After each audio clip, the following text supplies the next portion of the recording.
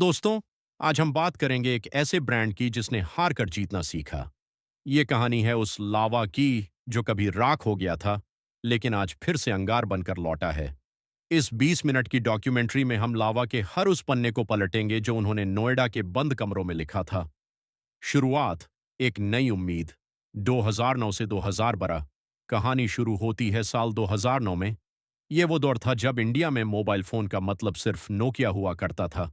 लेकिन नोकिया के फोन्स महंगे थे और आम आदमी की पहुंच से थोड़े दूर थे। चार दोस्तों ने मिलकर, हरिओम राय, सुनील भल्ला, शैलेंद्र नाथ राय और विशाल सहगल, एक फैसला किया। उन्होंने देखा कि इंडिया में एक ऐसा तबका है जिसे सस्ता लेकिन मजबूत फोन चाहिए।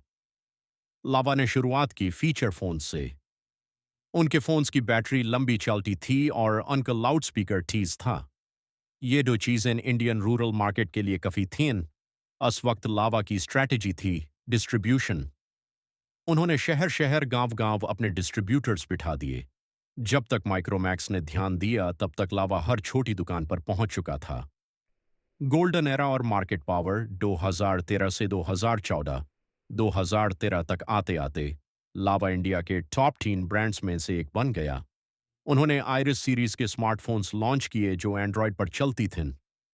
तब लोग नोकिया के सिम्बियन ओएस से बोर हो रहे थे और एंड्रॉयड की नई दुनिया देखना चाहते थे। लावा ने लोगों को वो दुनिया सस्ते में दी, लेकिन यहां उन्होंने एक बहुत बड़ी गलती कर दी। वह गलती थी ओवर कॉन्फिडेंस। उन्हें लगा कि इंडियन मार्केट पर उनका कब्जा हमेशा रहेगा। वह मैन्युफैक्चरिंग पर ध्यान देने के बजाय सिर्फ ट्रेडिंग कर रहे थे। यानी चाइना से बने बनाए फोन मंगवाओ, उस पर लावा का थप्पा लगाओ और बेच दो।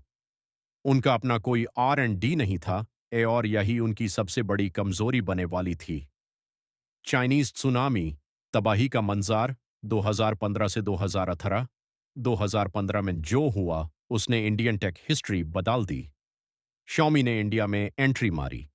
उन्होंने ऑनलाइन फ्लैश सेल्स शुरू किए। जहां लावा का फोन 8,000 में मिलता था और उसमें 1 GB रैम होती थी, वही Xiaomi ने 7,000 में 2 GB रैम और बेहतर कैमरा देना शुरू किया। तभी एंट्री हुई ओप्पो और वीवो की। उन्होंने ऑफलाइन दुकानों पर इतने बड़े बड़े बोर्ड लगाए कि लावा के छोटे पोस्टर्स उनके नीचे दब गए। रिटेलर्स को चाइनीज ब्रांड्स ने ज्यादा कमीशन देना शुरू किया। अब दुकानदार भी वही फोन बेचने लगे जिसमें उन्हें ज्यादा मुनाफा था। इसके बाद आया रिलायंस जियो। 2016 में जब जियो ने फ्री डेटा देना शुरू किया तो पूरा देश 4G की तरफ भगा।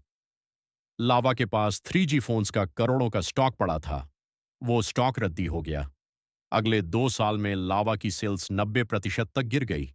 माइक्रोमैक्स और कार्बन बंद होने की कगार पर पहुंच गए। सबने मान लिया कि लावा खत्म है। Silent revolution. नोएडा के लैब्स में क्या हो रहा था? 2019 से 2021, जब पूरा देश लावा को भूल चुका था, तब लावा के हेडक्वार्टर्स में कुछ अलग हो रहा था। फाउंडर हारी ओमरेई ने एक बहुत बड़ा रिस्क लिया।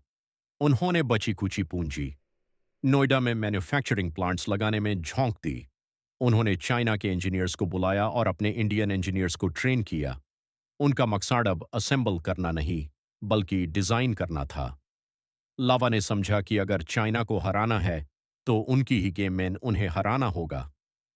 उन्होंने एक प्रोजेक्ट शुरू किया जिसका नाम था अग्नि। यह उनका पहला रियल 5G फोन होने वाला था। लेकिन टेक्नोलॉजी के साथ साथ उन्हें लोगों का ट्रस्ट, भरोसा वापस चाहिए था। इंडियन कस्टमर्स के दिमाग में बैठ गया था कि इंडियन फोन्स जल्दी खराब होते हैं। इस दौर को खत्म करने के लिए लावा ने एक ऐसी स्ट्रैटेजी निकाली जो किसी एप्पल या सैमसंग ने भी नहीं सोची थी। Service at home. उन्होंने वादा किया कि अगर आपका फोन खराब होता है तो हमारा बंदा आपके घर आकर उसे ठीक करेगा। ये एक मास्टर स्ट्रोक था। The come back. अग्नि 2 और ब्लेज का जादू। 2022 से 2024, 2023 में लावा ने लॉन्च किया अग्नि 2 5G।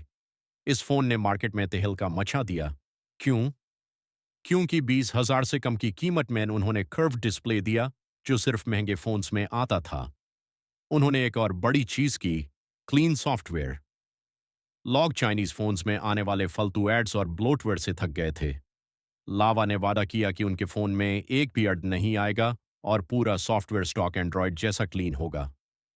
इस स्ट्रैटेजी ने उन्हें टेक्नोफाइल्स, टेक पसंद करने वाले लोगों का फेवरेट बना दिया।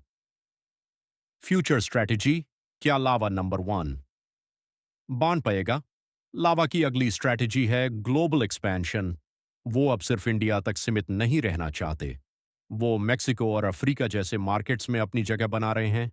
उनका फोकस अब उन लोगों पर है जो सस्ता और प्रीमियम एक्सपीरियंस चाहते हैं।